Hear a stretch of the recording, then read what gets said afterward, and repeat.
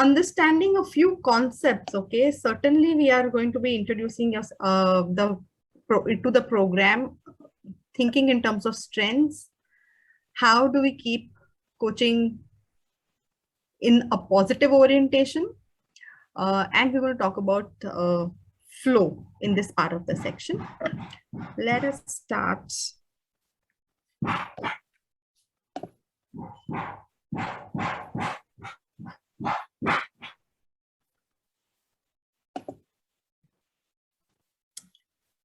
Okay, so one of the principles that we have here. See, a traditional association with psychology is about problem solving. Okay, so when you think of, and traditionally, I mean how the science of psychology has evolved over the last 40, 50, 60 years, okay, versus positive psychology, which is a relatively new field. We started consciously the systems theory, and then somewhere in the mid 70s, and then the form in which we're seeing positive psychology now has taken shape possibly in the early 90s and then onwards, right? This is a relatively new field of psychology. It is not about fixing problems. It is about finding strengths and positives. It doesn't seek to eliminate the negative, but positive psychology comes in with the principle to say that let there be negatives, every individual has them. Let there be positives, every individual has them. How can we balance the two? And how can we tap into the positives to let individuals flourish? Okay. If you see the founding principle, Peter Drucker, the quote at the bottom, it says we can't build on weaknesses. So even when you're talking of performance management and the improvement mindset, there used to be a thought process before, which would be about you've got to overcome your weaknesses. Okay, and increasingly the styles of leadership, even if you think of positive psychology, even if you think in organizations, performance management, reviews, etc., are now centered more towards what are these individual strengths? How can we build on those strengths to tap maximum potential from this individual? How can they contribute a little bit more than they're contributing right now by tapping into those strengths and building on from there? So the fundamental principle, and now also please keep correlating this as we are talking to coaching. Somebody comes to me with a challenge or an objective or a problem that, hey, I'm stuck here. This is what I want to solve. Meghna, if I can stop you for a moment. I think this slideshow was swap over. Like there is a swap. We see, I mean, we are able to see the notes than the slides.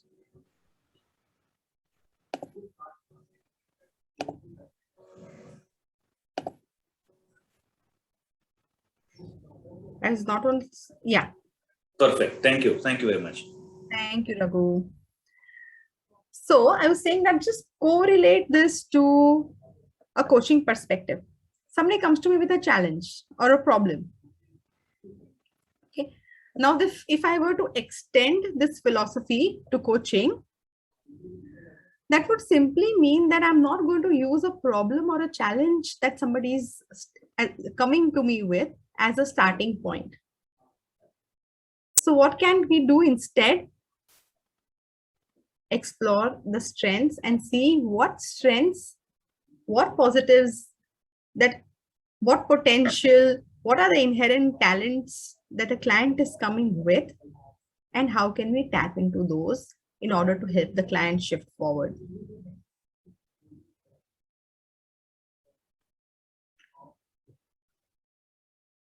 The difference is simple so far. Okay. The way forward lies in the strengths that the person has and not in the challenge that they are assuming with.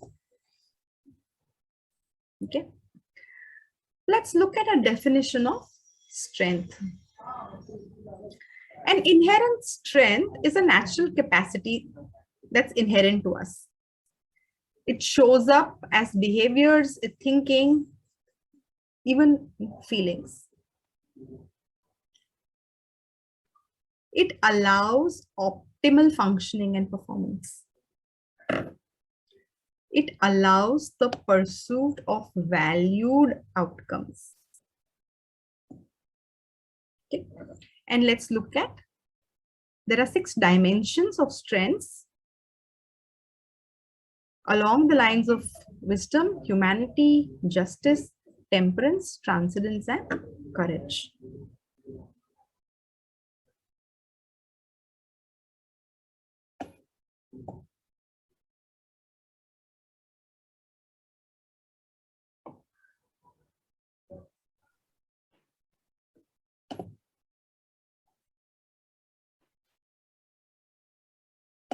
It's again gone to that mode, the notes mode. Why is that happening? Okay.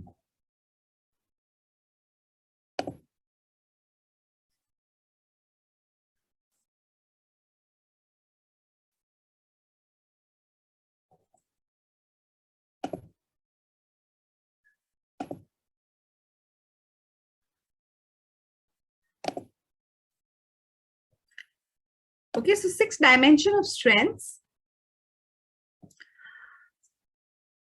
What's the linkage between behaviors, thinking, and feeling?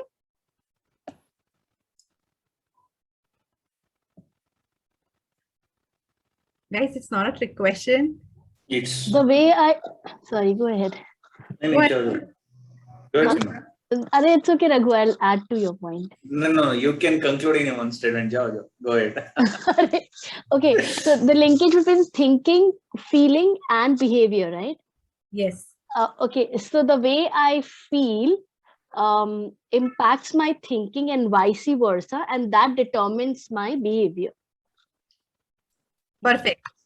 Raghu, what were you Yeah, about? so the feelings, they will, become behaviors, they become words and thoughts, then that gets into our, real-time in behavior. So Absolutely. So give me an example of how this would play out in a challenging situation. And please refer to the wheel there. All the values, the strengths are there. I'm so sorry, but I've missed out on the question itself. Can I just have a question, please? Rama, my question was what Seema and Raghu were just sharing, right? That our feelings, our inherent way of thinking or feeling impacts our behavior. Okay. And I was just asking, the question was, how would it play out in a challenging situation? If I was facing a roadblock, how would my thinking, feeling, behaving in basically, how would my strengths impact me as a person? Thank you. in very simple words, if I keep saying it's not my cup of tea and it will never become mine. Yeah. So the more I start, thinking positively and such, I will be able to do this. Then slowly things would unfold and there'll be a way out. Lovely. Dr. Sukhmeet, you were also putting your hand. So if I'm stuck to my perspective, I will view everything from that lens itself. And then definitely it's not going to help me see the other's perspective and see the other side, the other option. I will always be stuck to my perspective and then think accordingly that, okay, this person did this. I'll be more judgmental then. So it'll affect my behavior for sure. My relationship with that person or anything, my behavior, my actions. So I can't view, thank you, Dr. Sukhmeet, perfect. Both of you are absolutely bang on, right?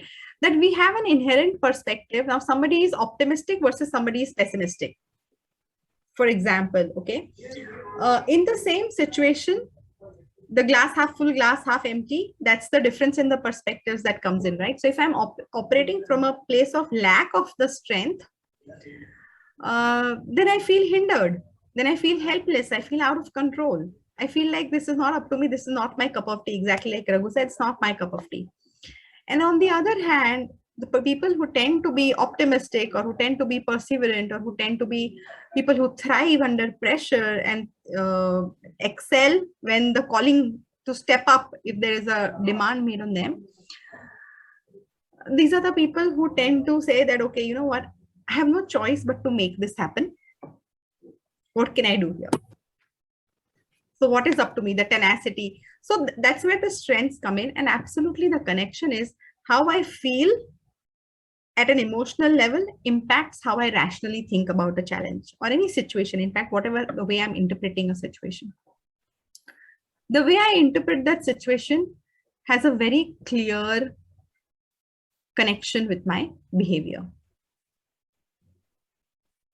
But fundamentally, I'm so sorry to interrupt at this point of time, but I just have an example, a very small example, since you were asking for an example. of course. So for example, I'm at a party. Okay. And I'm the kind of person who simply loves being with people. I love meeting my old friends. I love making new friends. And invariably, you know, when I turn up at these parties, some people turn up with, you know, family members they have not met for a long time and so on. And it is such a fantastic opportunity because where will I get a chance to meet 30, 40, 50 people at the same time? So I'm really looking forward to the festival season coming up, and there's all the gatherings that I'm going to be invited to, and I'm going to start planning my outfits and how I'm going to turn up there because it will be so wonderful to reconnect with all the people I have not been able to reconnect for a long time. And you know, you meet them all together and there's good food and you generally have a good time. Okay. There's another perspective, Nama. I hate being around people. I love my solitude. I enjoy my own company. Every time I get one of these invites, I sometimes turn up because I don't know how to say no. I don't want to offend somebody by actually declining their invitation. So I got to turn up, and honestly, it's been a year of lockdown and people haven't met, and it'll be really difficult to give an excuse to not turn up at a gathering now. So I've got to turn up, and it'll be 30, 40 people you have not met, people you don't know what they are up to for such a long time. And I would really like to find myself a quiet corner, but it'll be impossible with so many people around. What will I talk? Late evening, I don't know what they'll be serving, what kind of food, and how will I keep up with all these vague conversations of people asking me the same question? How have you been? How have you been? Or I've been, you've not bothered looking me up. I'm fine. What am I supposed to do with same conversation 20 times, 30 times over? I'm just dreading this festive season. I don't know what will I do with so many invites. Pause. Does that give a perspective, Nama? Yes, lovely. Thank you so much. Same situation. Season coming up, season of partying to happen, and lots of invitations on my table. Okay, but my thinking and my feeling are so different because that's intrinsically who I am. If that is different, now if I'm the kind of person who's going to get excited, I'm going to be already planning my outfits and shopping and whose party will I accept and whom am I looking up, which ones are you coming, which ones am I going. So the energy is different, approach is different.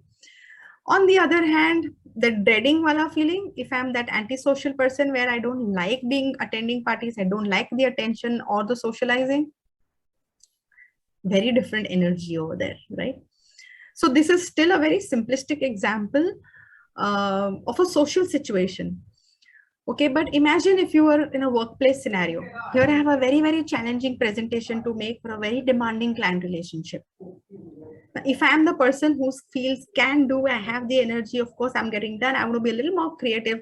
Let me do a little research. Let me look up their website. Let me look up what they've been doing for the last 3 years and let me build that into my story, okay? Completely different energy. Approach is different. The creativity and the resourcefulness are different. On the other hand, I'm the kind of person who feels I am so not good at presentations.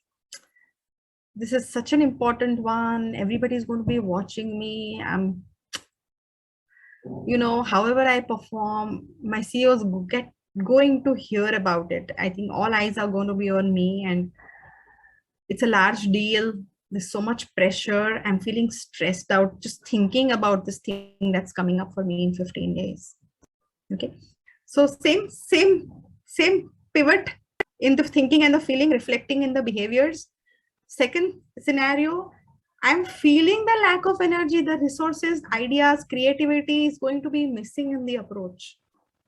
Okay, irrespective of what kind of presenter I am, what do I know about the client, industry, domain, function, that irrespective of all of that, the fundamental thinking and feeling is going to impact our behavior. And with respect to a challenging scenario where a person feels in control, can do, is going to tap into their and utilize all their strengths. Okay, now if I'm feeling that I'm not equipped here, or I'm out of water, I'm not good at presenting, why can I get somebody else to do it? If that's the mindset, I won't even tap into the strengths I have. I'm in this position today because I'm an expert in the industry. I've been in this role for the last 20 years. I've known this client for the last so many years. These are my strengths. I will not be able to tap into them. Okay. So when I connected with my outcomes that I'm driving don't draw energy from my strengths, from my inherent strengths. Does that make sense? Absolutely. Whereas when my thinking and my feeling are in the positive space, everything that I'm pursuing derives more input, more energy, more resourcefulness, creativity from all my inherent strengths. And we'll discover a little later in the evening how even the strengths grow. With application of positive psychology, even the strengths grow. Okay, so some definitions of strength are there on the right, just as a reference. Any surprises there? Social intelligence is an obvious one, but love, kindness are strengths of humanity. Self-regulation, forgiveness, strengths of temperance. Humor is a strength. Yeah. Of course, zest, bravery, honesty, perseverance, you know them as strengths. Love of learning. And I just want to call out love of learning because we'll be talking a little later, we'll be talking about the growth mindset. Yes, Shiv. On what basis justice and teamwork complies? Like why it is mentioned here in that column, teamwork, injustice. Okay. What do you mean by, what does teamwork mean for you? For me, teamwork is like when we are doing with a team, like a couple of people or some people have same agenda or same goal, and they are contributing towards the same vision. Yeah. That's team for me. So that is the teamwork. Okay. So people are contributing together. Okay. Shiv, if you were a part of team in which I was also a team member, and I looked at the time and said, it's Saturday, 5:30. Sorry, Shiv, can you finish the rest of the project? I've got a family. You don't have a life, but I got a life. I don't want to disrupt my balance. Can you please pick up where I'm leaving? How would that feel? Well, that's like literally stepping on me. Unfair. Yeah. Not, so that's how the classification is under justice. Ah, okay, okay. Yeah. Everybody's got to pull their weight, right? If I take unfair advantage of something that I know about you, okay, I just know that, okay, you don't have a plan for this Saturday. I can't use that to my advantage and say, okay, you know what, I've got people waiting for me for dinner. I know you're free. Can you pick this up for me? That's just unfair. But also teamwork, Shiv, may have some connotations of being equitable, not just contributing equally, but also treating each other with respect, celebrating the individual differences as opposed to kind of, making smaller inner groups, things like that. So respecting everybody for what they are bringing in. Got it. Got it. Any other surprises? Anywhere you'd like me to talk a little bit more about a particular strength?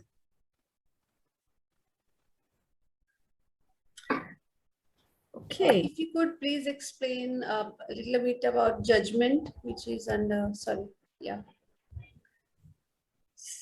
So we speak a lot about being non-judgmental, right? In the scheme of the whole, across, when we start right from the competency level in coaching, we're talking about being non-judgmental. Yes, yes. Yeah. Now it's a surprise to see judgment there. So I get the question completely, saying, why is judgment? Any guesses? Any guesses why judgment would look like a strength? And specifically Maybe with respect to wisdom, it's under. maybe because of the knowledge that I have gathered about the situation or about the client, I'm able to, this is like informed judgment, thoroughly informed judgment, or thoroughly thought out, thoroughly read out kind of judgment. That's just a guess. Yeah, that's a good guess, Seema. It's a good guess. Deepak, you got your hand up. Yes, I have one question actually related to behavior, thinking, and feeling. Okay. Behavior isn't Okay, hold it? Sir, Deepak, can I request you to hold on? Let me just address Nama's question and then you come in, okay? I thought maybe you Anupama, sorry, Meghna, Anupama this side. sorry. Okay. Sorry. It's okay. It's Thank okay. you. So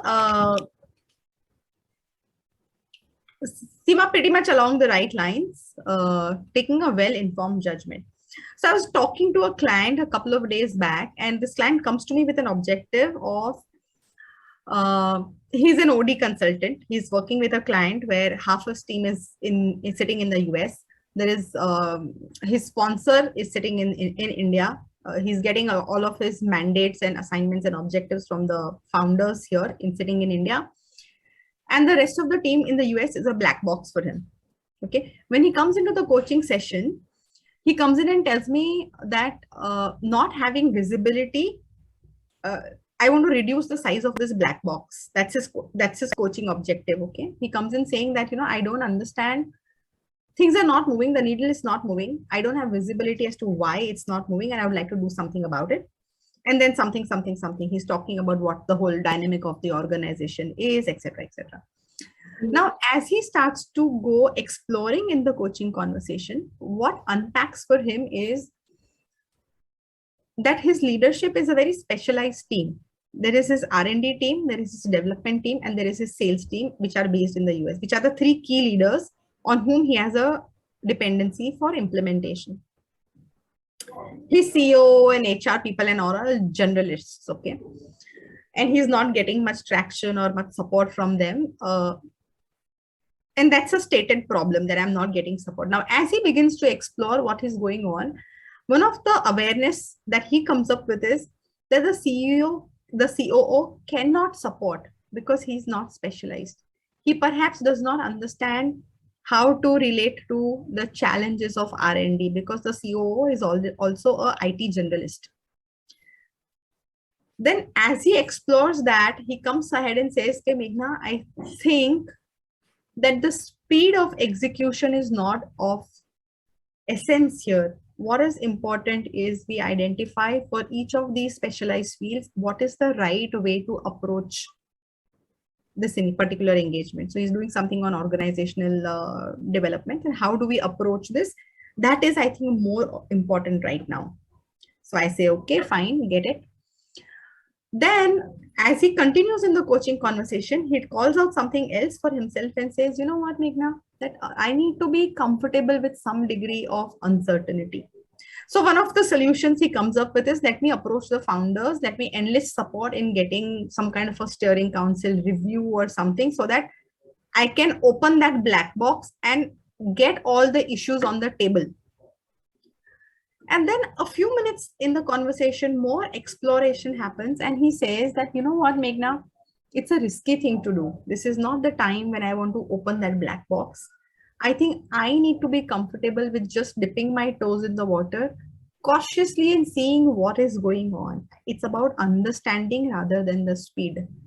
At the stage which I am, if I unpack more than the organization is ready for, and if some gorilla comes out of that black box, I will have, it'll impact my entire plan for the company. And what I'm planning over the, let's say, over the next 1 quarter, 2 quarter to deliver, I will not be able to deliver. So at this stage, I don't want to go in and unpack that black box.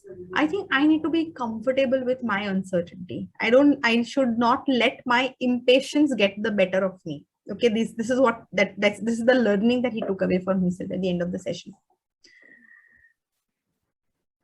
So tell me how many judgments have happened in this conversation. And even at the end, there is a judgment that is happening. I should be cautious. I should be dipping in my toes. I should not be opening that black box. The black box may have a gorilla. Right. Okay. But it is coming from the place of applying thought, knowledge, thinking, and coming in and saying that here, I'll pick up the word that Seema called out. It's an informed judgment that is being taken. That So it's more, yeah. So it's more about the coachee, right? It's about the coachee, 100%. Everything that we do is about the coachee. Okay. Okay. But the thought is that this is, see how his strength has, that judgment has come in. So he was a judgment, he was exercising his judgment earlier in the conversation by saying it's a black box. I have no visibility. I'm very uncomfortable with it. I'm not able to execute at the speed that I would like to. And some exploration, a little wisdom, little knowledge, little wisdom, little exploration. And then he arrives at an informed judgment saying, I need to make sure that my impatience doesn't get ahead of me in pushing me into execution. This is the place where I would rather be cautious because it will be risky to unpack more than the organization is ready for. Okay, so it's an example of judgment. Judgment can evolve, and judgment is a strength for this person. Right. Able to connect the dots and derive an interpretation. That's a strength for him, and he's using it to his advantage. Okay. Thank you. Thanks. But sorry, Shiv, just hang on, just give me 30 seconds. But Anupma, I appreciate the question because it is not about us passing the coach, passing a judgment on. Right. So I should not say, oh, Anupama is a very curious person. Oh, Anupama is not curious. No, we are not judging a coachee. This is about the judgment that the coachee is deriving for themselves. Yes, sorry. Sorry. My question, because most of in your example, all the judgment have come from the coachee. From the coach. Coach, the judgment should be our strength or can be. Yes. Weakness for us, according to you. No, nothing. No, only questions from the coach. Questions from the coach, acknowledging the strengths, talents, insights. That's our competency, by the way. I'm not sharing a nugget of wisdom. I'm repeating a competency. Respecting the talents, insights of the coachee. Okay, that's all from us. Questions which reflect and underline the unique talents of an individual, nothing else. All judgment in this case, if you think the client has this strength, can I help a client tap into his strength of judgment? Okay, that's what it's about. Gotcha. Okay, Deepak, I'm sorry, you've been waiting. Please come in. Yeah, Meghna, actually, I just had one maybe query related to behavior. Behavior is, isn't it kind of a fixed behavior, However, thinking and feeling is momentary, right, based on that situation. So that's where actually my doubt is. Okay, great question. Yes, thinking and feeling, they can be momentary. They can seem to us as momentary because they are based on a context. They're triggered by a situation. Okay, but Deepak, an optimistic person is going to be optimistic in all contexts. Or a curious person is going to be curious in many situations. Or an honest person is going to be honest in many, many situations. Okay, so if it's a strength, it's a strength. Can we develop new strengths? Yes, we can. Can we develop the intensity of our strengths? If it's not really a strength area for me, can I cultivate it as an area of strength? Yes, certainly. Okay. Behaviors are going to get derived from that place. Does that help, Deepak? Yeah, I think I'm getting it. Yeah, thank you. Okay.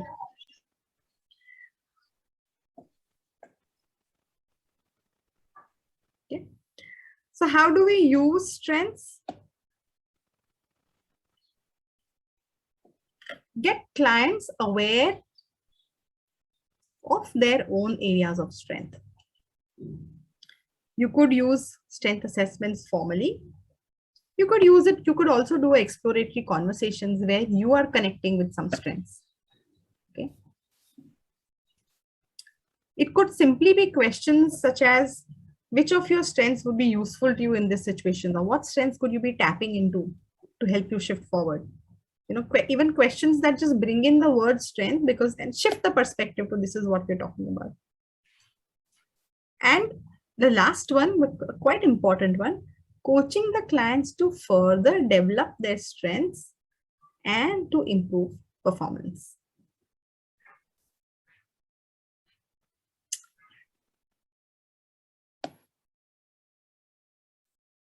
Straightforward?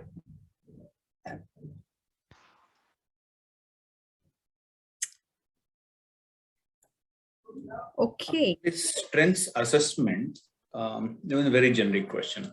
Is it like only, I mean, are we talking about DISC or anything else other than DISC? Any strength assessment. There is, if you look at your coach study guide, there is a specific strength assessment as well. But as far as application of positive psychology, you can get strengths from DISC. Okay, if you tell me, Meghna, you're high on I, you're high on C, this is your strength. You tend to be a person who demonstrates these behaviors. You figure my strengths from any other tool. You tell me I'm so and so strengths on Hogan. They are still my strengths. How can I tap into those strengths? For the objective that I am working on, can I tap into those strengths to move forward? Right. So just suddenly I remember there's one company who are basically into the strength analysis. Something from G. Gallup. Gallup. Yeah, perfect. Yeah, they have got the 36. Gallup has a questions to it. Yeah, Gallup has an inventory of 34 strengths. The model is exactly the same. It's called the Gallup Strength Finder. Some of you may want to later explore getting certified or what, on this thing. It's being used it's a relatively popular strength-based tool, strength-based assessment. Slightly expensive to administer and debrief, etc. You have to be certified to debrief on Gallup Strength Finder. It has an inventory of 34 strengths.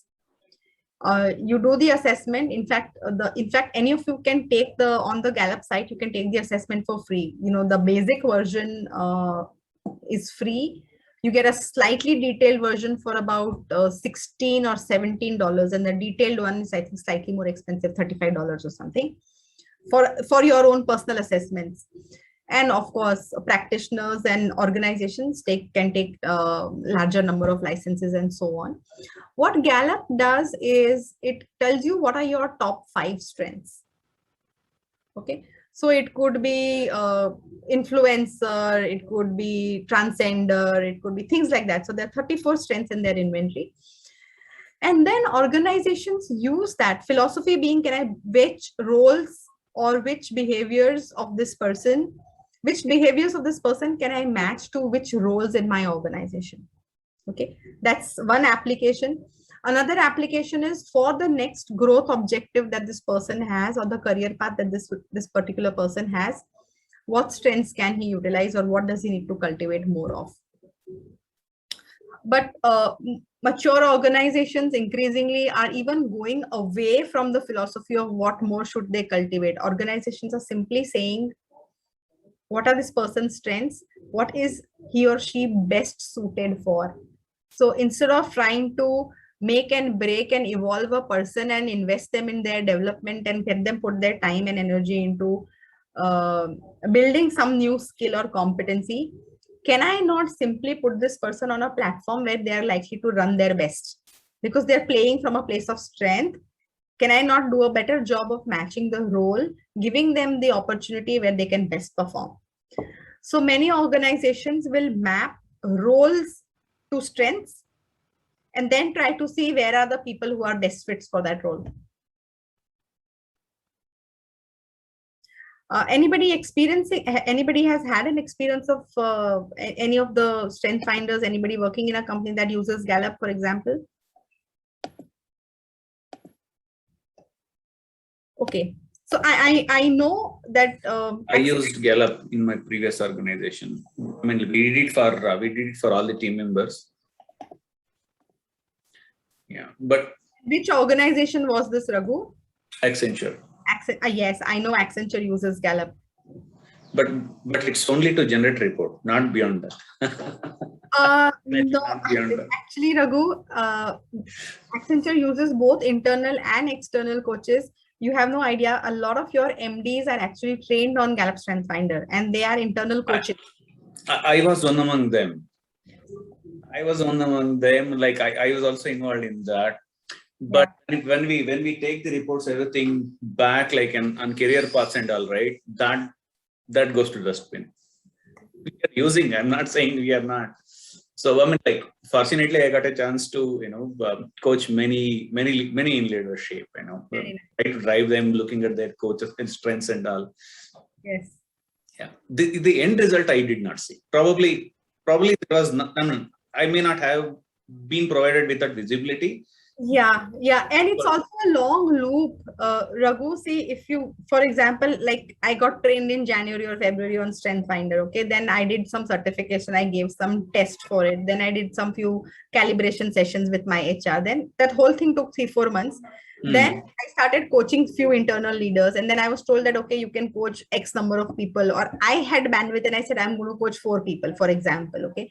And that coaching cycle took another 8 months. So at the end of 1 year, where is the visibility? In the interim, the performance cycle has happened, role allocation has happened. Yeah. Everything else is going on, right? True. Calendars, it's in practical life in organizations, they don't calibrate. That's why we lose. I agree. That's why we lose visibility. You perfectly nailed it, actually. Practically nailed it. Sorry. I said you practically nailed it. Yeah, we lose visibility. Yeah, and plus then somebody else is driving. One within the HR, one OD team is running an initiative. They're making some reports that are published to some specific part of leadership. Yeah. It's difficult to stay connected, but I know Accenture did very consciously make an attempt to match roles. The first part that I was explaining is actually in practice in Accenture. 2015 March or April, we rolled out Gallup to start with. Yeah. Dr. Sukhmeet. Yeah. Yes. If I may ask, the example that you gave for the judgment part, okay, what would such a person come to a coach for? He came to me because he came to me saying, I have a problem. I'm an OD consultant. I have this very challenging client. I'm not able to make progress. That was his stated problem was that. So when I started the exploration saying, what is the problem? He said, I have a black box.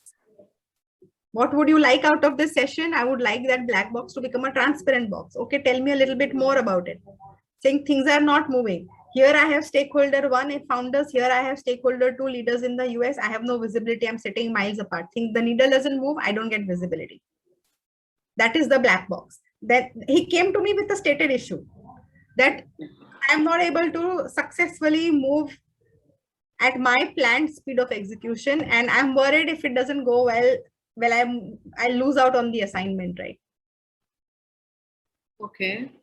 So you pick up this judgment as a virtue. I mean, as an important value in a strength rather in the client, and then in the coachee, and then you make him see the use of the same strength elsewhere. See, this conversation was it was top of the mind for me. So I shared it as an example of taking an informed call. Okay, as an example of judgment. Right. Strengths in general, no, if I know a client and if I've done some exploration with a client, I know that, this person, for example, is a very committed person. Okay. Okay. And is very not confident about the action planning. Okay.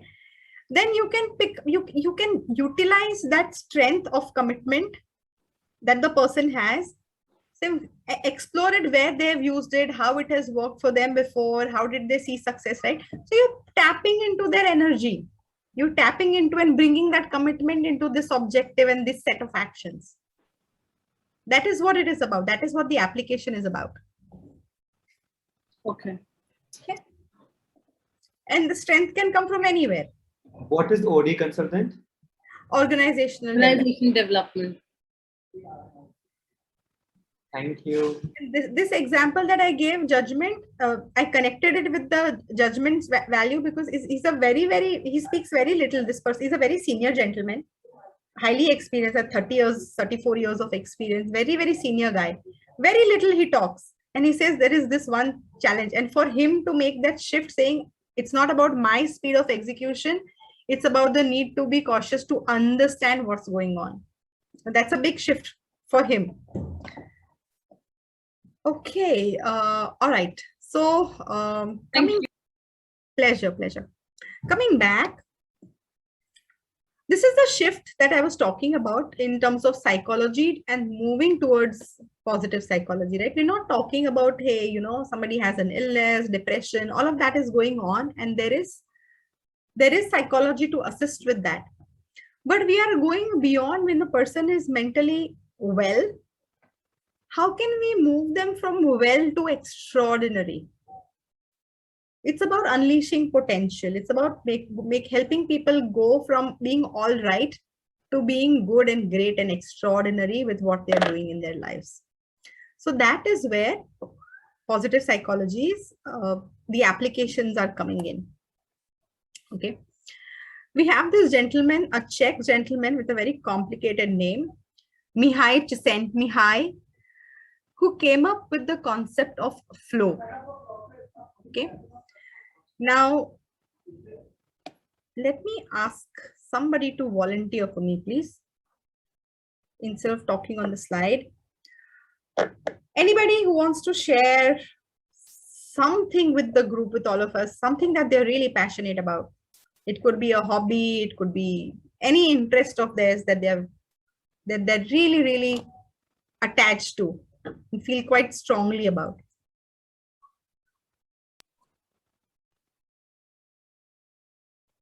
If I were to ask the question, what's your passion? Making a difference in people's lives. Okay. And helping them transform. Making a difference in people's life and helping them transform. That's your passion. Okay. So can I ask you a few more questions and perhaps explore this a little bit more with you, Dr. Sukhmeet? Please. Sure. Okay. How do you best do this transformation with people? With all the knowledge that I have, whatever I have been trained on, my knowledge of medicine, my knowledge of counseling, psychology, psychotherapy, NLP, coaching. Okay. And what do you track yourself to when you're transforming people? What outcomes are you looking for yourself? Whatever desired outcome my client or my coachee needs. Because any which ways, these are services which are not tangible, which don't have a tangible outcome. But then yes, some desired outcome which the client or the coachee wants to achieve. If I've achieved that, I would give myself a tap. Okay. And does this passion sometimes override other things in your life? Yes. Like what? Such as? Managing myself with the time. Okay. So you lose track of time, or you end up allocating too much time? How does that show up? No, not that way, but yes, in my endeavor of having, sometimes I get to the awareness that is it more of my need to make a difference, or the person really even wants it. Okay, so of course now I have curbed myself to a great extent, but then yes, yet I tend to take up appointments even if my schedule is tight, and then I overdo, like override my schedule. Okay. And what happens when you realize that your schedule is kind of gotten derailed? How does that make you feel?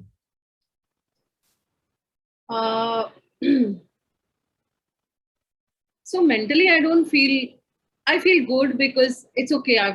I've helped somebody at the end of the day. But yes, physically, sometimes it gets a little, gets onto your health at times when you're not able to sleep and rest enough. Okay. That's the only time when I'm like, no, I think I need to put my foot down and find the balance again. Yeah, strike a balance again. Yeah. Okay. Okay, thank you so much. Thank you so much, Dr. Sukhmeet, for stepping in. I wanted somebody to talk about something. Let us see what Mihai has. If we have time. Sure. You want to come in, Raghu? Yeah. Why not? Go for it. Go for it. What is your passion, Raghu? Okay, so two different. One, I'm setting up a lot of organic terrace gardens. I've set up so far more than 250 in and around Bangalore. Okay. Second, I'm trying to preserve our Vedic heritage, by various means. Okay. By means of teaching, be it by means of writing small snippets or books or commentaries. This is something what I've been doing, and I love it. You love doing that? Yeah. What about the first one? Sorry, if you could repeat, Raghu. Organic terrace garden. Oh, okay. OTGs. Okay. Yeah. Thanks, Aparna. Anupama. Organic terrace gardens. So, Raghu, I'm going to explore one of them with you. Yep, sure. What kind of effort does 250 organic terrace gardens in the last 254 in the last two less than 2.5 years? Okay. And what has that taken from you to accomplish? Good amount of planning, good amount of physical work, a little bit of money, because many they don't try to get in. So I try to help them with saplings, seeds, sometimes even plucking from my house, give them and make them either taste or enjoy the food, like what they feel when they release that real essence of what they have grown, what has been grown without any pesticides and all, right? That brings a big difference. And seeds, when they compare the plants, what is coming from a different source and pure, organic seeds, that makes a huge difference. And when you see the rice with happiness, that's a different world. So when you say it's a different world for you, or it's different for both? I mean, I can see that happiness. And when many say, I have 10 beans plants, Raghu, but nothing comes down. These kids, they go, they just, feast on it. I'm very happy. And I mean, I can see the change in the kids. Their health has improved. When they come and say that, I mean, they are basically experiencing that. And that gives definitely, a huge lot of contentment. Yeah, something what I wanted to achieve has been ticked off.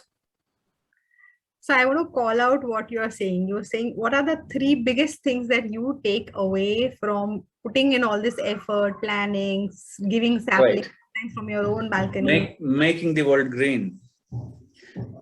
In 2006 June, 5 of friends, like we started with Vriksha Laksha. like planting 1 lakh trees. We could not achieve it for some reasons. We crossed around 26,000, and few things didn't allow. Then I was thinking, what else I can do? Then I had set up my own organic terrace gardening, and I was enjoying it, like different flowers, different type of 45 vegetables. I constantly grow whatever is required. Most of the general vegetables are there. Then the butterflies and all those things, I started capturing photos and I started sharing. That started attracting more friends. Abhi, kahan se aa raha hai? Where are you getting these things from? Raghu, can I ask you, did you know how to do this for a very long time? Have you known? No. How did you start? How did you discover the science, the principles, the techniques behind it? My grandparents were agriculturists. In my childhood, I've seen my granny doing it. But yeah, there is a huge gap, say a gap of 30 years, between there and when I started doing this. I started for the purpose of having some flowers at home for my puja. And then as I started exploring more, how do I make an organic manure at home? Suddenly somebody started, somebody brought cows near our house, and I requested, can I get cow dung? Can I get cow urine? Wow. Then I started experimenting on Jivamrita and all those things. I studied them, went to a couple of trainings, and like we have a government entity called as Lalbagh in Bangalore. So they conduct those trainings. So gained that knowledge, experimented, saw amazing results, start spreading it. Wow. I wanted to, enrich the oxygen level. Because in Bangalore, 1 tree versus 7 people now, like 7 human beings, that is increasing. Then giving back something good to the society. If people can consume something which is authentic without any pesticides and fertilizers. And then you're making the place greener. Yeah. You started with that objective, and in the process, you learned how to do organic farming, something that you were disconnected for 30 years, and you came back to it. Raghu, so much of time, planning, energy, resources, learning that has gone in. How has that changed you as a person? A lot. Yeah. Tell me a little about it. Now, my thinking was earlier, we used to throw everything, like for example, any wastage at home used to go to municipal corporation. Now it gets, organic, like that gets converted into organic manure. Segregation has been happening in our home from more than 10 years now. Okay. That has transformed many people's houses today, right? Earlier, if any plant dies or something happened, that again used to get burnt. Now that goes to the manure, organic manure box. So those are few things. And secondly, I try to be more alert whenever I meet new people, be at office or be it outside. If somewhere I hear the word, something I want to start, pakado. And I've enabled many teams. Like earlier, I used to take a lot of toll on myself. Today, that's not the case. In many areas, there is a team which has been built. So they do, and everything is free of cost. Like we don't charge anybody. We go, we work, we teach them, we enable them. That's how a beautiful community has been built today. Wow, beautiful. Raghu, what else are you working on? So if I were to tell you that all this energy, resourcefulness, the kind of commitment and creativity that you've brought into organic terrace farming, and you set up teams, 254 is not a small number in a couple of years. Yeah. At least 10 per month or more. Okay, that's 24 months. So sometimes, that has been the case. Like that has been the case. Saturday and Sunday, 3, 3, 4, 4 we have done. Wow. Yeah. So this energy and this resourcefulness and all the commitment, the multiplier effect with more people setting up teams, if all of this were to come together as a bundle of resourcefulness for you and benefit another area of your life, which other aspect in your life you think can grow from this kind of commitment and resourcefulness and energy and drive? Tough question. Take your time. Right. So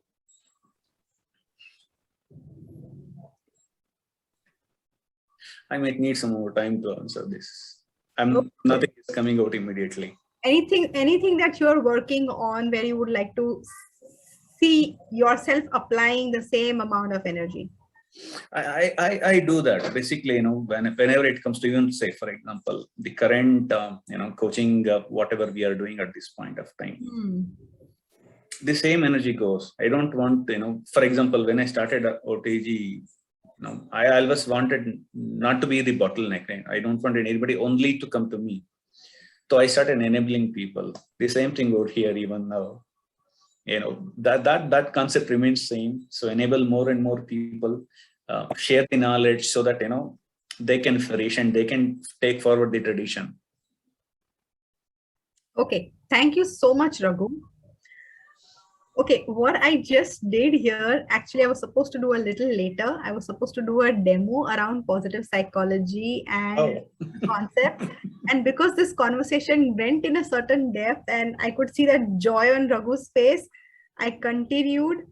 So let me just come back to a couple of topics that we can finish. And, when I'll debrief my conversation with Raghu as we do a couple of more topics, okay? I want to call out several things in this chat. If he was a client, he gave me so much that I can tap into his strengths. Okay, let me get back to flow. Okay, so did you all hear Raghu when he was talking? Yes, can I just say something to Raghu? Yes, Nama, yes, you can. Raghu, this has been such an amazing, piece of news. I've been reading in the newspapers all the time about, this kind of organic farming and how people are just doing it, and so wonderful and so, from start to now where they are. And I was just wondering, wow, this is so nice. This is so lovely. But I never knew that we had someone from our own team who's done something like this. And this is absolutely amazing. I'm so proud, and I just, how I wish I was in the same city as you. That I could have taken some guidance and I could have taken some. I think that's several of us, Nama. In Mumbai, I'll give you my friends' links. You can pick it from them. International Raghu. It's just superb. It was just superb. Thank you. But did you all see that smile on his face? Did you see the joy? It wasn't. There was no other agenda for him.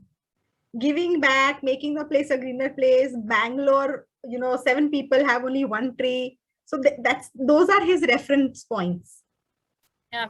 Okay. And he's saying Saturday, Sundays, I've done more than 3, 3, 4, 4. So he's done at least 10 a month for the last 2 years. And he's saying Saturday, Sundays, weekdays we do less. We kind of go up on that number over the weekends. Okay. Look at the definition of flow, please. Can you connect that flow to what Raghu was describing? Involved in an activity for its own sake. No ego. I want more and more teams to happen. I want more and more people to flourish. We don't charge anything. We give away saplings and seeds, sometimes from his own resources. It's all free of cost.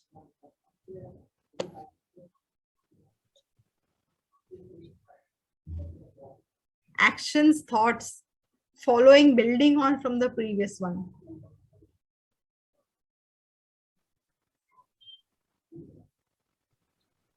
Okay.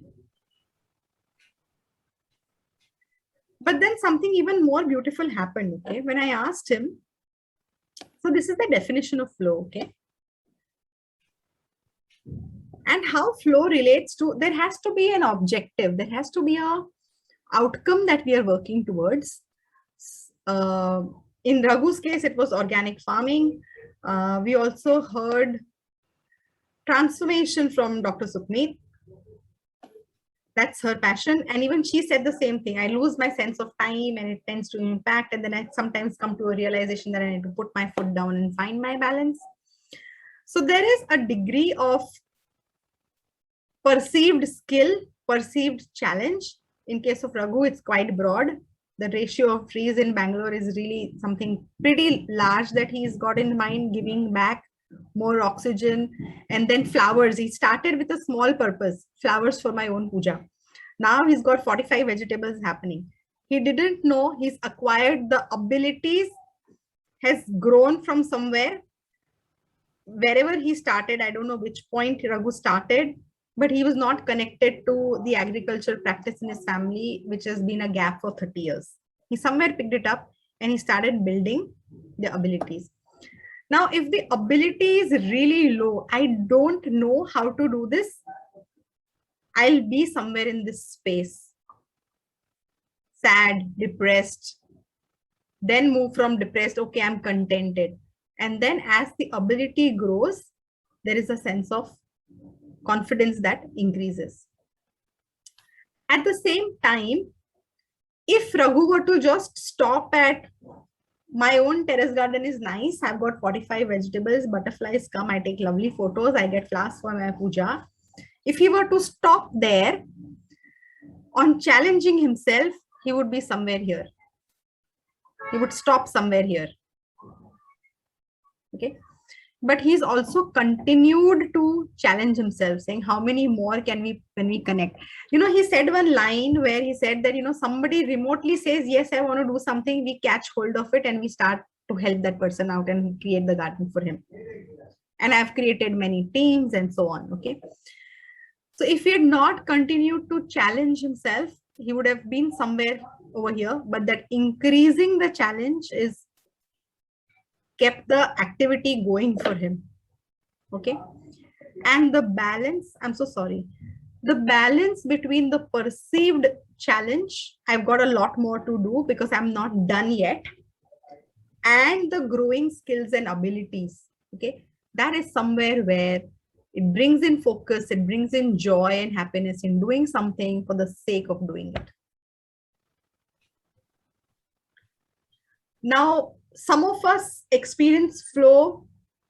We experience it in different ways. Okay, it can be for somebody, playing a sport. It can be painting. It could be the arts. It could be, one of those things where you just lose track of time. For a lot of us, it can be at work, where I'm so enjoying what I'm doing. I really want to get a grip of my day. I'm in a positive state. I want to get things done. I'm really charged. Like, hear that word, carpe diem, seize the day. Sometimes that's what that state of flow is at work. The sense of accomplishment that's coming in, it's challenging. It's not very easy to do, but I am equipped. So Mihai Csikszentmihalyi says that there has to be a degree of challenge, because if not, then there will be boredom.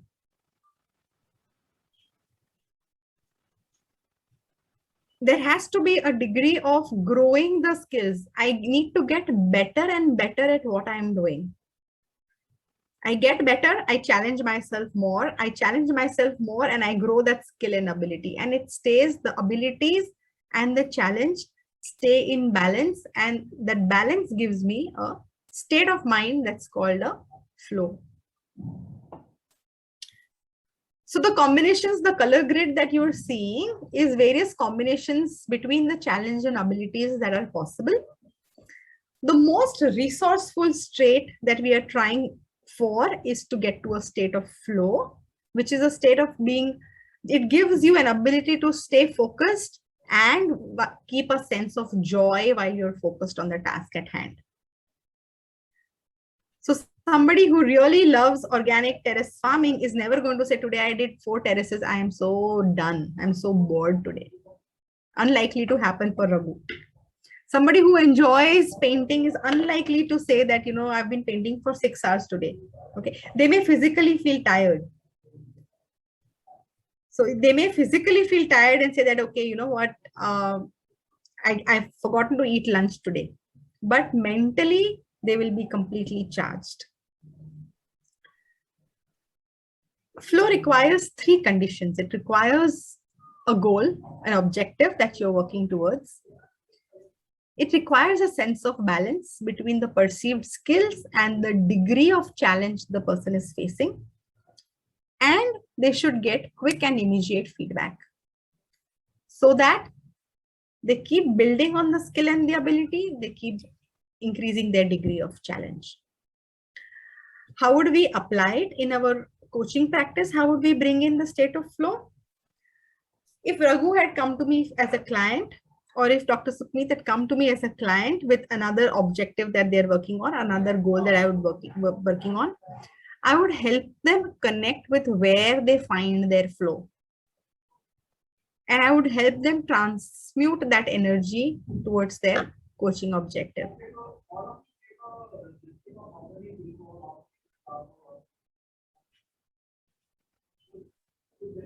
With me? Make sense?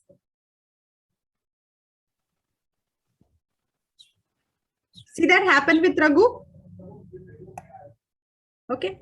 Some characteristics of flow. When you are truly enjoying and you are so absorbed in a task, complete concentration, very clear goals and reward. Okay. Feedback is immediate and very often the feedback is internal. I had a good coaching session. I did a good job. Or this is perhaps the best work that I have done. This is something that I have been my creative best. Okay. Feedback is often internal, but it's immediate. My sense of observation is so keen on the task at hand. I know it intrinsically so well that I'm a quick determinant in what's going on. Time gets transformed. This is something, time warp, that we truly experience with anything that we are enjoying, but we can actually experience a suspension of time in a state of flow. The experience is intrinsically rewarding. There are no external rewards. It is the joy of doing something that is my own reward. It's effortless. It's easy. There is a sense of balance between skills and challenge. Actions and awareness are merged, losing self-conscious rumination. So you're not applying logic anymore. You're not consciously thinking rationally. You're so absorbed that you're in that state of flow. There is an underlying feeling of being in control over the task. I have a challenge which is worth achieving, but I am equipped to do it. So with that combination is a feeling of control over the task that at hand.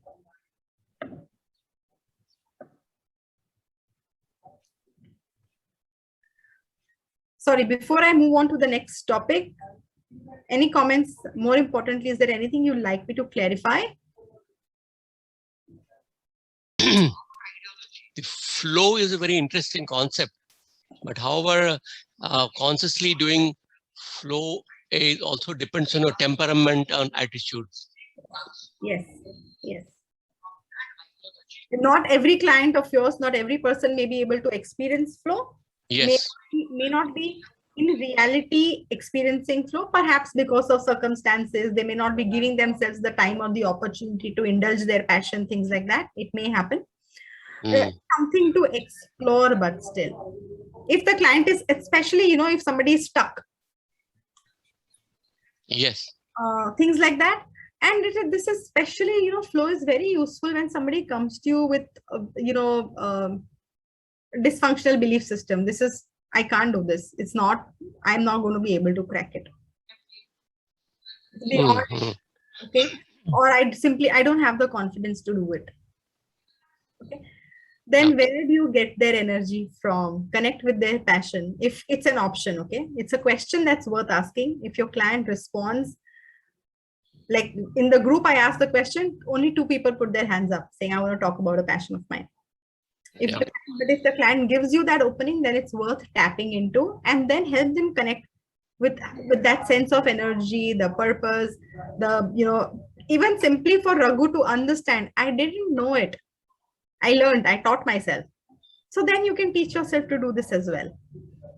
So person to come out and speak, extrovert or introvert, many people are good, but they're not able to articulate that thought. How do you draw those people who are not able to articulate thought, but they have lot of things within them? Yeah, yeah. So you're not talking to a stranger.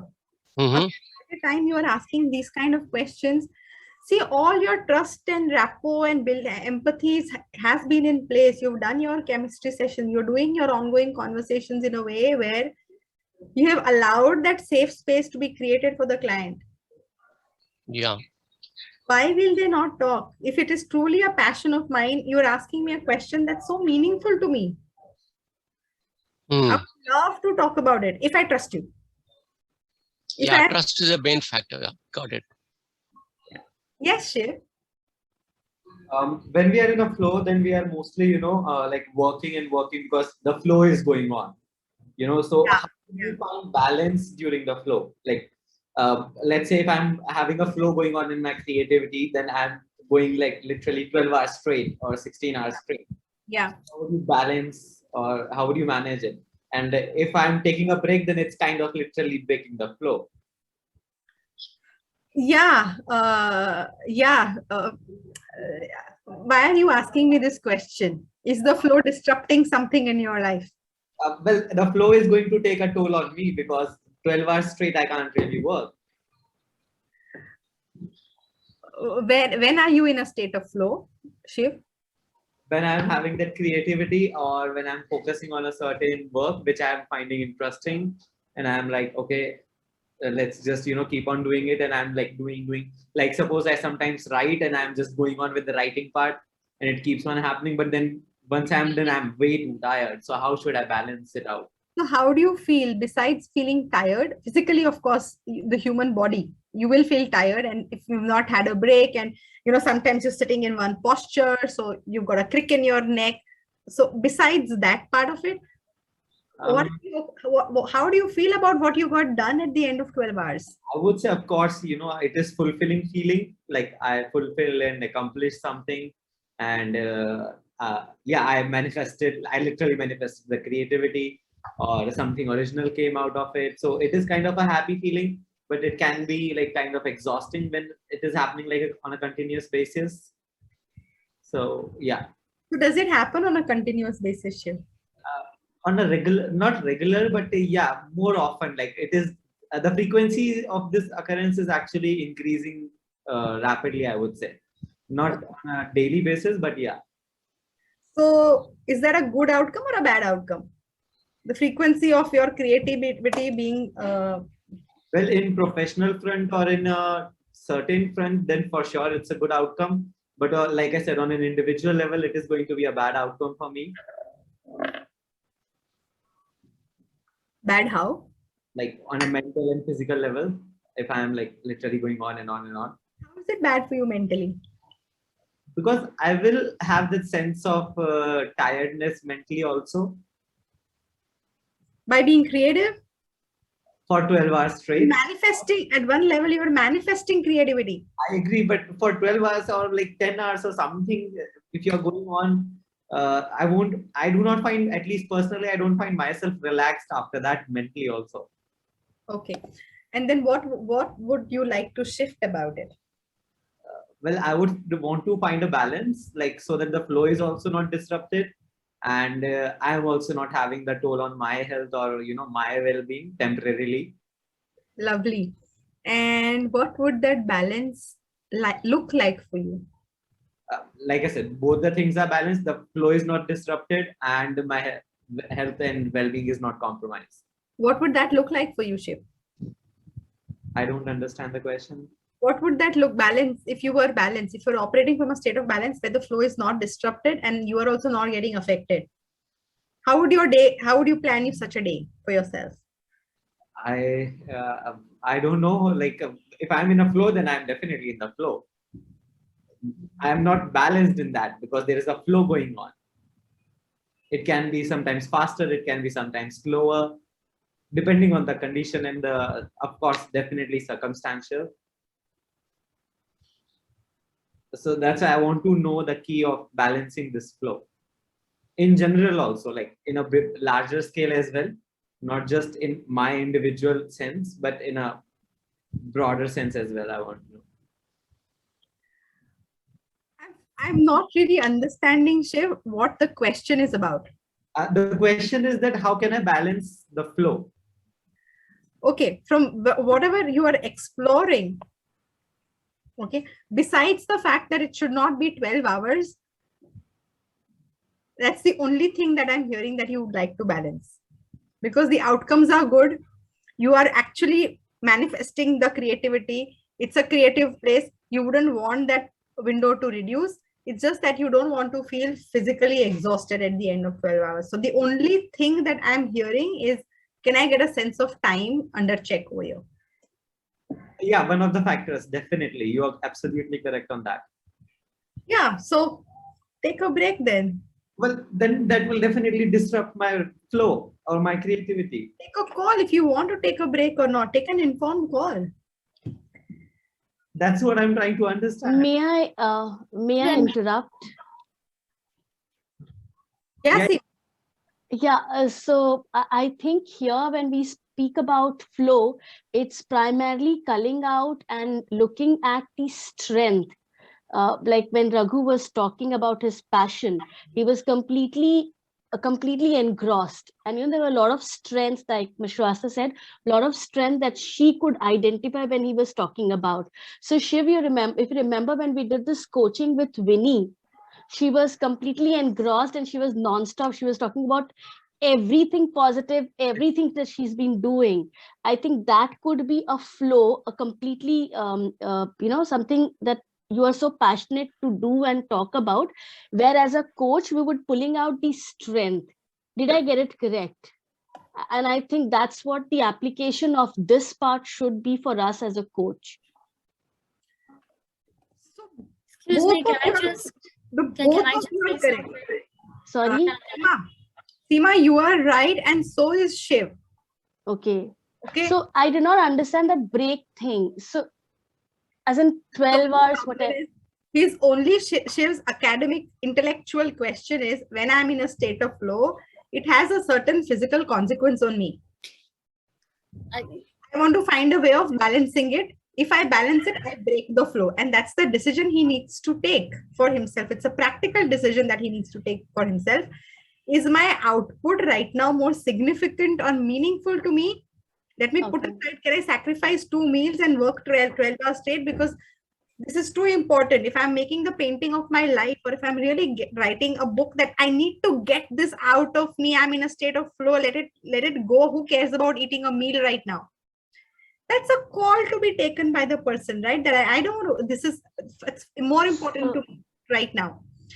And sometimes, like Dr. Sukhmeet was giving the example, I'm passionate about people. I feel really good about helping somebody. But then somewhere I also feel the need to balance and say, okay, somewhere I got to draw a line, right? And it's a practical decision to be taken, saying, yes, I love helping people, but not at the cost of disrupting my health. So for us as a coach, if I have to narrow it down, for us as a coach, the application of flow is to look at the strengths, right? When the person is talking about his passion, look at the cues that you're getting as whatever strength and positives the person would have, cull them out and then build on them as a coach. Did I get that correct? Absolutely. Identify where the person experiences flow, tap into that strength and bring it into their challenge and help that energy multiply. That's perfect. So I don't want to confuse myself further. Yes, I am all done. Thank you. So here, if Shiv can get to the awareness that he wants to strike a balance, okay? He's being a naughty boy. Yeah. Dr. Sukhmeet, he has all the awareness. He's just being a naughty boy right now. Absolutely. No, and moreover, Absolutely. if it's the action, if I'm doing something which I'm so passionate about, I may forget to take a break also. Exactly. So, Shiv, you are being naughty right now. Megha just said it correctly. Can I just have a little talk and you're going to get back into your place? See, when you're passionate about something, you understand that there are no gains without pains, right? So even if you're having sleepless nights and you're onto a project, but you're so passionate and you're so focused that you just want it to be 10 on 10. You don't see anything. You don't see your hunger. You don't see your sleep. And that's what it's being called being in a flow? When can you be called being in a flow? When you are really you're so passionate, you're so focused, and that means something to you so much that you do not see that what you are losing out on, because what you are gaining is far more superior and far more in quantity and far more in everything, in every ways, happiness and satisfaction and fulfillment, that you don't see what you're losing out on. And Shiv, you very well know this. So you are being rowdy boy. I'm so sorry. Thank you, Nama. No. So no person in a state of flow will ever regret. Exactly. The flow went on for too long. Okay. So, if whoever you hear making this statement saying, I forgot to have, I was so caught up, I forgot to have lunch. Okay. Nobody is going to regret saying, I was so busy doing, painting. I had such a lovely time. I was so engrossed. I forgot it was lunchtime. And then never they're going to come and say, but I should have eaten my lunch at 1:30 and, I should not start. Not happening. If the flow is actually being experienced, it's not going to happen. Exactly. It will not. It will not. Yeah. Because that thing you want to achieve is so important for you that you will just forget. And how important it is for you, only you know that, right? Yeah. And in fact, even after achieving it, you're not going to get back to your eating and all that. You are still going to be at that flow, you're just going to still be in that. Floating on a cloud of happiness. Exactly. At the end of those 12 hours, you're floating on a cloud of happiness. Like, for example, for me, there are some things that I'm working on, okay, that truly bring me joy. And unfortunately, my time to sit down and work is late evening. After my house is settled down, I log in again and I do my best work late night. Okay. I know when I get up from my chair and I'm like, my back straightens, I straighten my back and I feel, okay. And so there is physical exhaustion. Okay. At 2 o'clock in the morning, 3 o'clock in the morning, you get up and you straighten your back after sitting for 4 hours. And there is physical exhaustion in the body, but never have I felt I should have slept at 10:30. Yeah. Because the joy of what you have accomplished in the last 4 hours is far more than the physical exhaustion. The energy that you're feeling is not physical. It's coming from inside. It's coming from some deep sense of joy and accomplishment. So that is flow. Okay, so once you get to this conversation, okay, and if you have a client like Shiv, tell him about, how does that make you feel? What do you enjoy? What do you want to take of this? What would you want to expand or spill over in other areas and so on and things like that? Also, the second thing that I want to talk about is that people also have a time of the day when they experience flow. So it might be worth asking a client, when are you at your most resourceful? So there are some people who are early morning people. There's some people like me who are night owls. Okay, I'm at my most creative, resourceful state in the middle of the night, late night, right? And I'm fogged out. If you talk to me at 6 o'clock in the morning, 8 o'clock in the morning, I'm half the person that I am later in the day.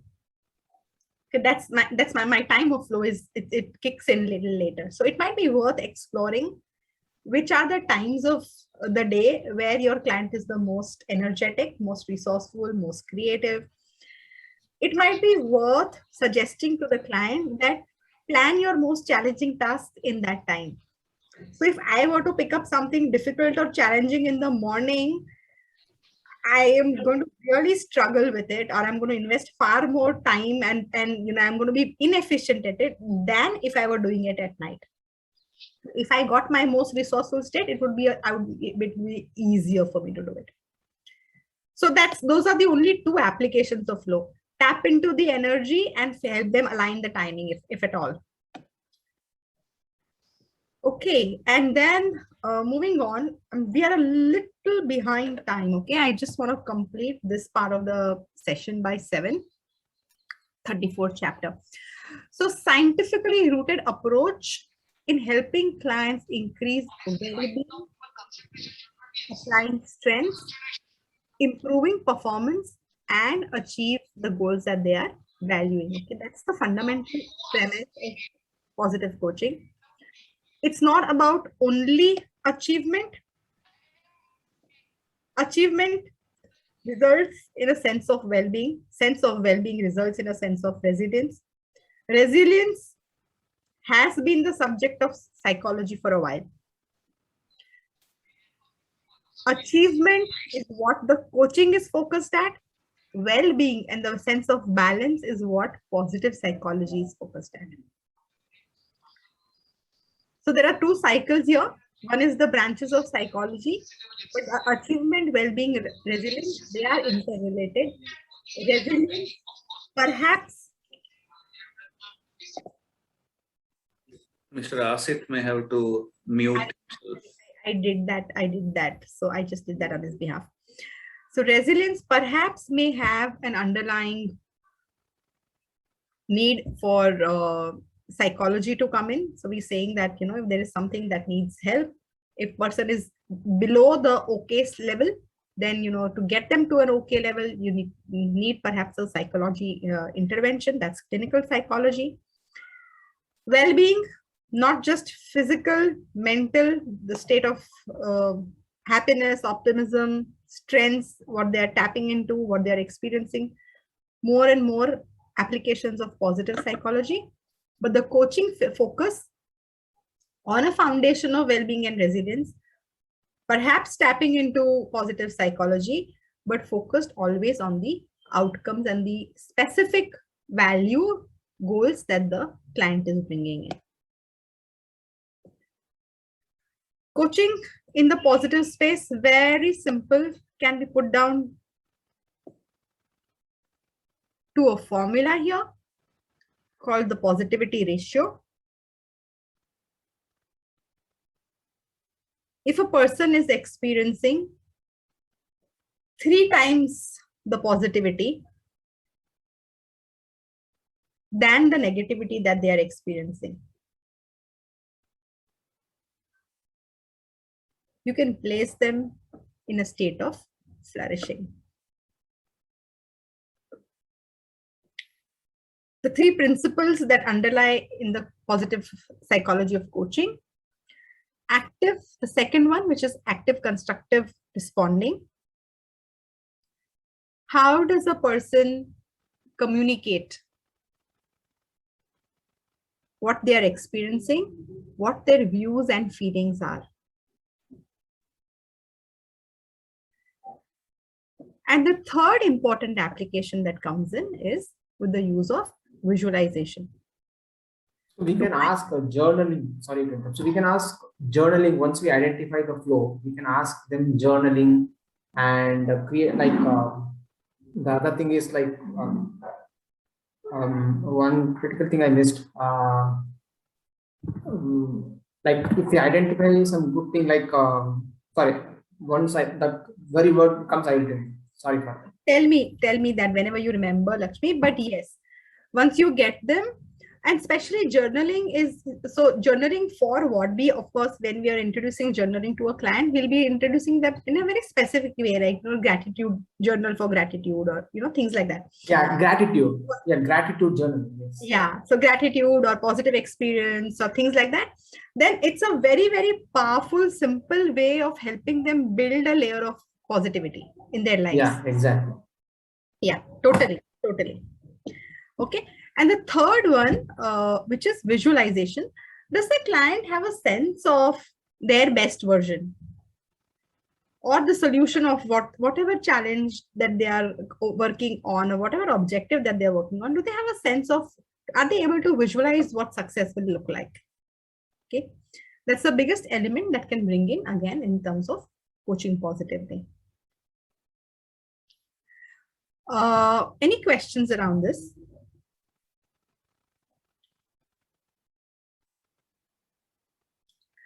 How can I help client get to a flourishing positivity?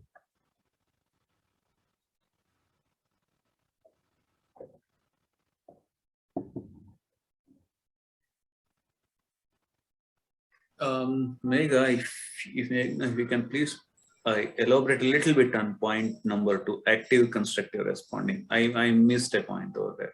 Okay. So active constructive responding is how a person responds to the situation issues, relationships that they are in. Okay. I will go back to the example, the first example that I had given when Nama asked me the question of strengths. Can you give me an example? Same situation. I'm a social person. I'm not a social person. If I get an invite to a Diwali get together, when my cousin is calling 20 of us who are in Mumbai to a family get together, what is my response to that? Is it constructive? Is it not? Is it active or is it not? So an active constructive response is, wow, I'm looking forward to meeting everybody. I haven't met people for, so that first response. Do I need to shop? Do I need to, what will I wear? How will I turn up? Who else is going? Let me ask this one. Let me ask that one. That is an active response and a constructive response. I'm engaging with the way I'm responding mentally. I'm also engaging in my behavior. My own personal view, my feelings, they're all in a positive state. Versus the second response where there is no positivity and there is a complete passive. Okay, I can't say no, so I'm going to have to turn up. What will I do once I turn up over there? What will I do?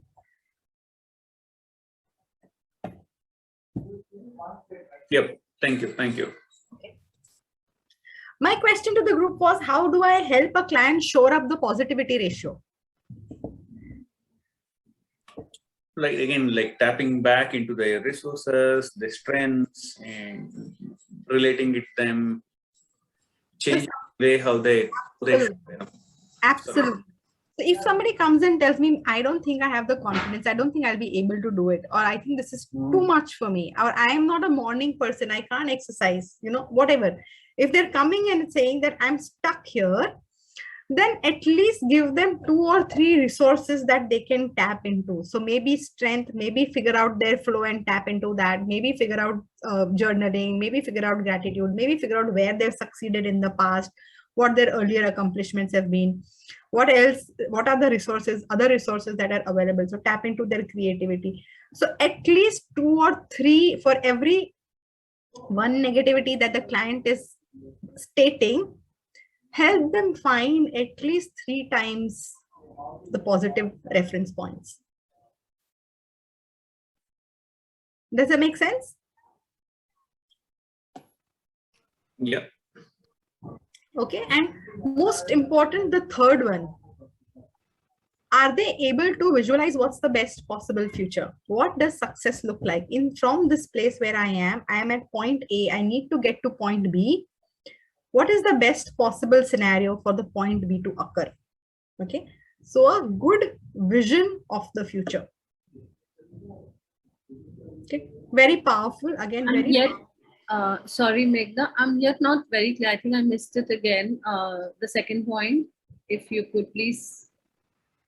I was relating that with an example, Dr. Sukhmeet. I was saying, one, in the positive space, even in a coaching conversation, you can get a read on how a client is responding. Are they active or are they passive or passive aggressive or whatever else, right? Are they actively engaged with what they are doing? That's a first read. And the second read is that the way that they are stating their experience or views or feelings, are they in a positive, constructive space or are they in a negative space? If they are in a negative space, if they're in a positive space, fantastic. Build on it. If they are in a negative space, then as a coach, we need to address it. That's all. Okay, great. Got it. That's all. How could you address it? Two ideas which are called out here. You can get them at least 3 times the positive reference sources, negative, and also a visualization for what success looks like in their scenario. Okay.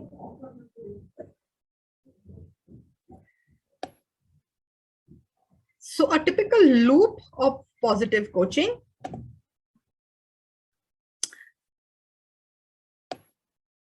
This is integrating the coaching process and bringing in elements of positive psychology. So in a coaching process, you start from where you want to go. Positive element, building on what is good in your life right now. Rediscover strengths and talents. Increase happiness and well-being.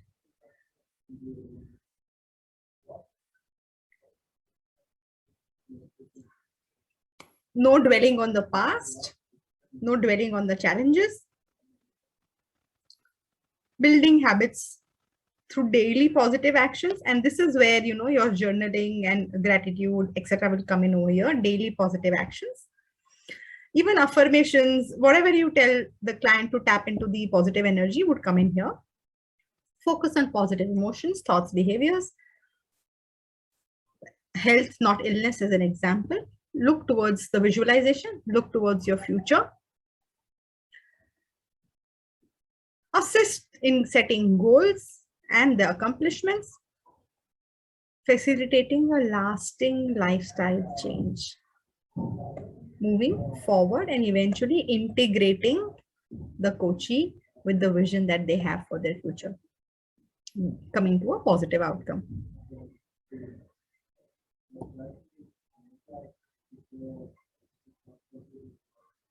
Okay. The starting point and the basis when you're taking this approach is not the objective. So we typically start a rational cognitive space coaching conversation with saying, where are you? So what's going on? Tell me a little bit more. Tell me what's happened so far and so on. Here you deliberately and intentionally bring in the elements of strength, tap into some positives, identify the strengths and talents and keep building on them and generate a lot of positivity as the coaching progresses. Your coaching structure remains. The cycle of exploration remains. All your competencies underplay the coaching cycle. All of that remains. But what you bring in is another layer where you're continuously helping the client tap into some positive aspects and add that as a part of their coaching experience.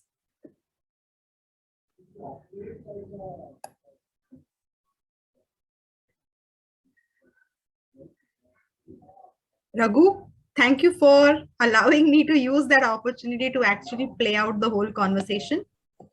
Yeah, thank you for providing that opportunity. Thank you. Yeah, I kind of was asking for example, but that conversation progressed. So then I just completed the whole loop. Only thing I could not help you identify, you didn't have a goal in mind where I could not tap into that. But let me debrief that conversation for everybody, okay? Mm-hmm. Did you see, Raghu, you can stay on camera. We want to see that face when you're talking about organic terrace farming. Yeah, thank you. So did we see that energy? Did you, the state of flow was apparent for everybody? I'm going to go back to the strengths.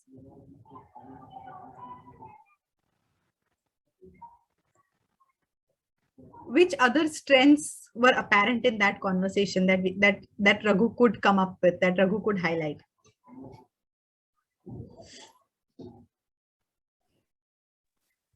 It was kindness. It was Perseverance, social intelligence, perseverance, teamwork, leadership, Yeah.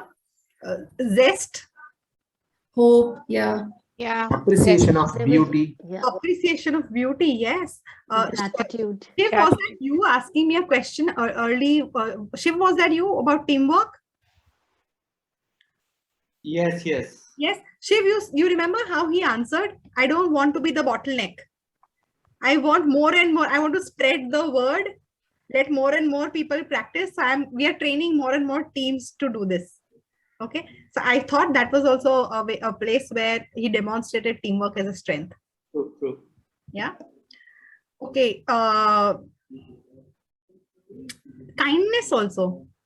He's not charging anything. He's giving samples and seedlings from his own garden.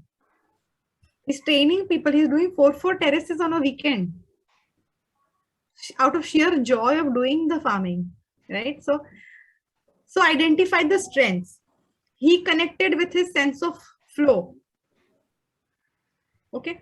Now, if I were coaching him on a objective that was related to the same area, I would have followed that with saying, okay, what's your vision?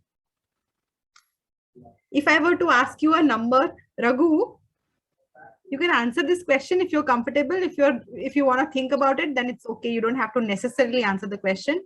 But you've already done 250 gardens in the last 2 years. Yeah. Okay. What's the legacy that you would like to build for yourself? At least 1 lakh. At least 1 lakh. Yeah. Wow. Wow. See, can you guys see that? Somebody who's contributed to 1 lakh gardens, give him the vision. Help him connect, not give him the vision, help him connect with that vision that he has, right? 1 lakh gardens, it's extraordinary. 250 is He not. mentioned that earlier, right? Vriksha Laksha, he was mentioning it. Right? Vriksha Laksha. Yeah. So 250 is not bad. It's okay. Okay. 1 lakh is what he started with that objective of. And imagine now he wants to contribute to 1 lakh organic terraces. So where to go, Raghu? So 250 in 2 years. So you have to think how much time and people you require for 1 lakh. Lot of planning. Yeah. Now I have 30 plus teams actually. Wow. Spread.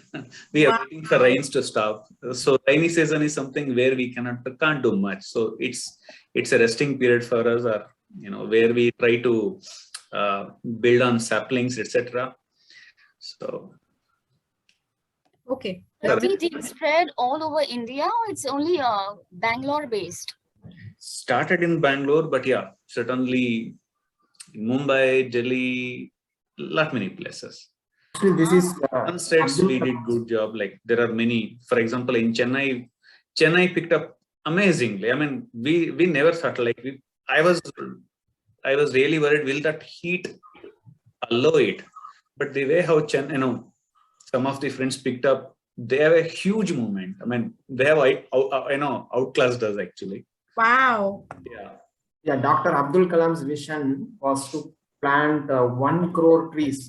That assignment he had given to the actor Vivek. So he had done closely 26,000. So I think lakhs. 26 lakhs. Sorry. Yeah. Raghu, do you know Vani Murthy? She's also from Bangalore. Yeah, very much. Okay. Nice. She is the queen. Yeah. Okay. So back in the state of flow, see just that topic and can you see how that is contagious to us as we feel pride in, look at what Raghu is doing. Isn't that energy contagious? Even for us, when we are not experiencing that flow, imagine how contagious it's going to be for a person who's actually experiencing it. Okay, I put up this slide. Which characteristics of flow in Raghu's description could we see? Concentration, clarity of goals. Clarity of, yeah. Transformation of time also. Transformation of time. His Saturday is gone. He's okay. He's like, I'll do 4 terraces on a Saturday. That's fine. Intrinsically rewarding.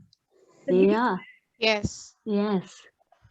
Effortless and ease. Very much. Very much, yeah. Balance between challenge and skills. We saw that he said that I had to learn, I had to teach myself. I had disconnected with my grandparents used to be agriculturists, and for 30 years there was no connection. He's had to upskill himself and teach himself, but he wanted flowers for his own puja. We started with that challenge. And now the challenge has grown to 1 lakh terraces. Merging actions and awareness, losing consciousness, conscious rumination. Raghu, this you should comment on actually. Do you lose rational thinking and do you just go with that feeling of this? You should ask his wife about that. You'll only get to see some good archana against me, that's all. It is quite obvious. I mean, because he's not charging anything. He's doing it just for the, Yeah, It's quite obvious. it's quite obvious. Okay, lovely. When it is a Domination matter is of something pride what I for was all of thinking. us. Yeah, Kartik, please say. Please continue, Kartik. No, I was asking Meghna. Actually, I took my mobile earlier to search meaning for rumination. Then I stopped in between. I was just going to say this, that when it is a matter of pride for all of us, when we are hearing this, we can completely associate with you. So how much your wife would be proud of you. Raghu. I don't know. We have a Oh session my from Raghu God. now. Have to ask her. We're going to have a session from Raghu very soon now. I'm happy any point of time. CTT for the same. Any point of time. I just clarify this one just a moment, okay? Coming back to the topic, Raghu, we are all very proud of you. Thank you. Coming back for a moment on the slide, losing self-conscious rumination. Perhaps I should have clarified, and let me clarify it now. You know, sometimes when you have something challenging to do, you are thinking that, you know, will this be a good way to do? Should I do this? Or instead, you know, last time it didn't work out so well. Maybe I should ask somebody, okay, you know what, let me just try something else. So there are often times where we second guess ourselves when we are doing something challenging, but not in a state of flow. In a state of flow, you just build on from one activity to the next, task to the next. That is the loss of self-conscious rumination. Will I do this? Oh, I won't be good at it. Oh, I'll not do it today. Let me think about. So that whole second guessing, self-conscious thinking is eliminated in that state of flow. Yeah, true. That's what it said, that you build on from one activity to other. That's where the term flow originates from. And finally, there's a sense of control because you're obviously contributing to the outcomes. Yeah, so that was all of that came through. And a moment of reflection of what we are taking away.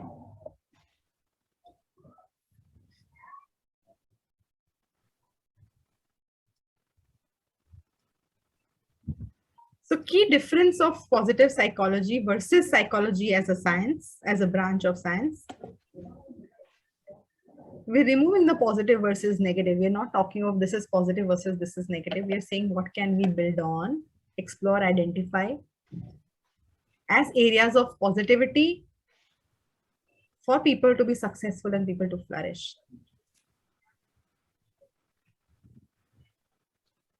Okay.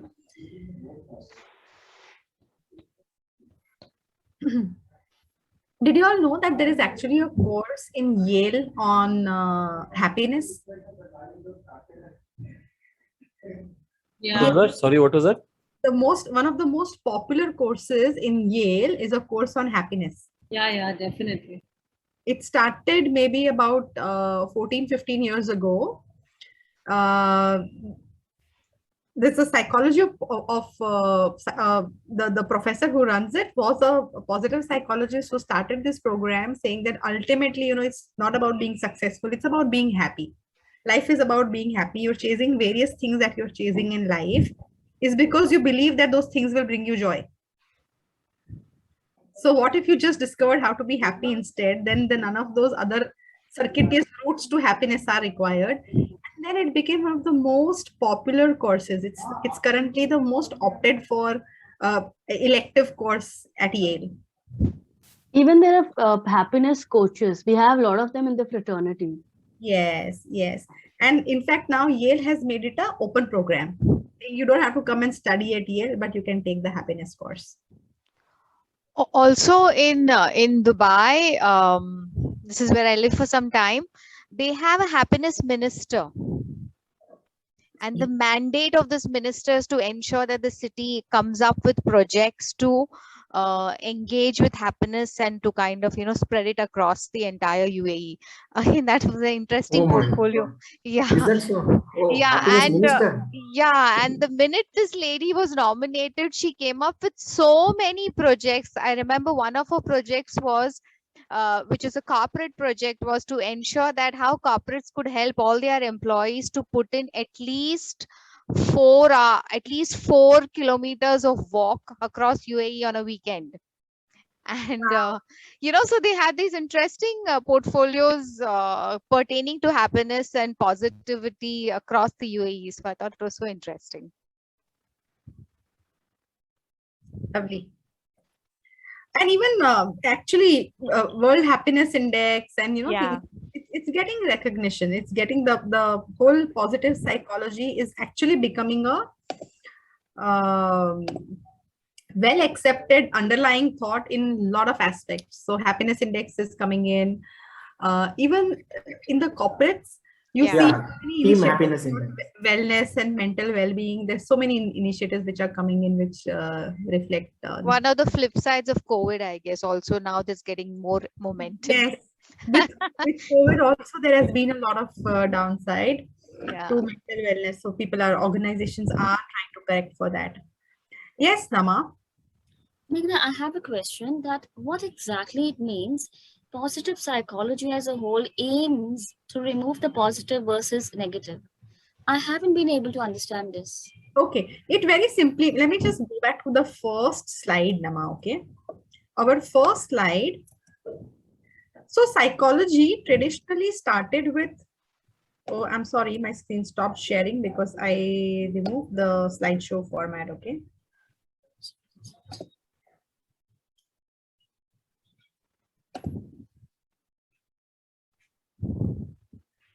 So what do you associate with psychology, Nama?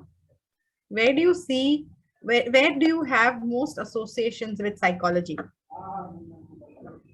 Psychology would start with your mind, your thoughts, thereafter your expression, either through actions or language. Identity. Both combined. Thinking, behaviors, what's going on in the mind. So all of that is around psychology. Where do you see application of psychology? Where does it get used by this? Where do the psychologists work with human beings? It starts from the mind, from the thoughts. Yes, it starts from the thought. Rarely would you go to a psychologist if you didn't have a psychological issue. Okay. So traditionally or historically, let me just say historically, until maybe 15 years and before, you would go to a psychologist only if there was a problem. Somebody's feeling suicidal, somebody's feeling depressed, something else is going on, you would go to solve for a problem. Okay. Yes. Yeah. And that is the biggest difference that has now happened in the with development in positive psychology. That's the difference that had happened. So if you see this slide, you would go for challenges or for resolving illnesses. Somebody is bipolar, somebody is schizophrenic, there is some issue. You would approach psychologists, say what's going on in the brain. So what should a normal brain be doing versus my brain, and help me solve this issue. That's where you would see application of psychology. In places where people are less than okay, something is not right. Okay. As opposed to that, positive psychology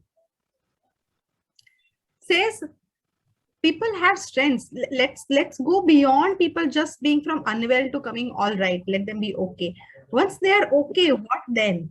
Can psychology now, this whole understanding of the brains, what goes on in the mind, we know so much more. Can we not use that to unleash the potential of people?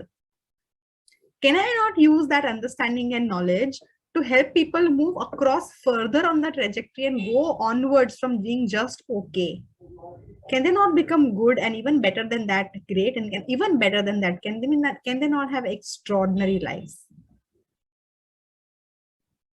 That's what it is about.